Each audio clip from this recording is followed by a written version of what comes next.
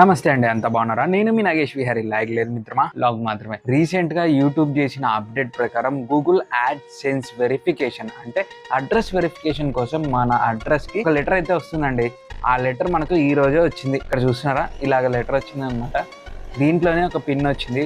ఆ pin insert చేయాలి. ఇప్పటి నుంచి మనం గూగుల్తో పార్ట్నర్ అయిపోయినాం అనమాట.